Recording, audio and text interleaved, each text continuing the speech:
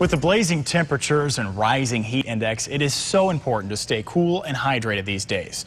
So joining us now is Dr. Gladys Martinez, a doctor at Boca Raton Regional Hospital, to tell us a little bit more. First of all, thank you for joining us and kind of tell us what dehydration is. I know that sounds like a very common question, but what is dehydration? Well, dehydration is when your body's water intake does not equal what your body is putting out. So basically, it's a deficit of water in your system. You know, the cause of that, obviously getting hot, strenuous activity, but what do you think the most common cause for dehydration can be? Well, the most common cause is not drinking enough fluids.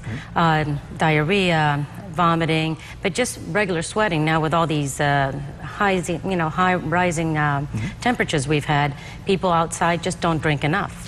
You know, speaking of drinking enough, especially when it gets this hot, what is the average intake of fluids, you know, the average person should be taking in throughout the day?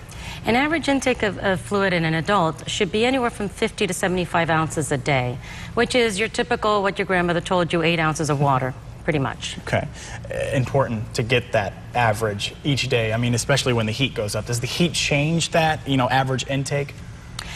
Yes, it depends if you're out and sweating and you're out exercising and you're out during the hot time of the day between 10 and 4, basically here in Florida, you should drink more. And if you're sweating more, if you're sick, if you're dehydrated through vomiting or an illness with fever, you should upkeep your water intake with that. Kind of leading me to my next question is that are the elderly or, you know, younger children, are they more at risk for dehydration? What are age groups here? The highest percentage of problems with dehydration are the young and the elderly because their thermostat is a little bit off.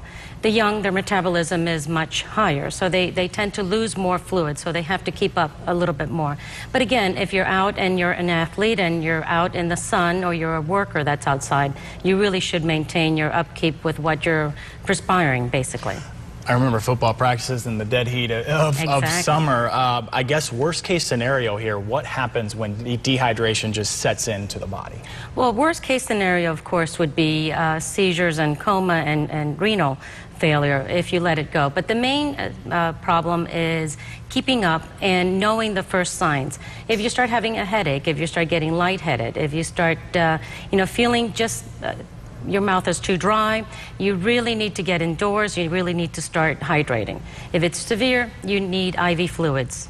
Gotcha. All right, Dr. Martinez, thank you very much. And Boca Raton Regional Hospital sponsors our expert and underwrites our Ask the Doctor feature.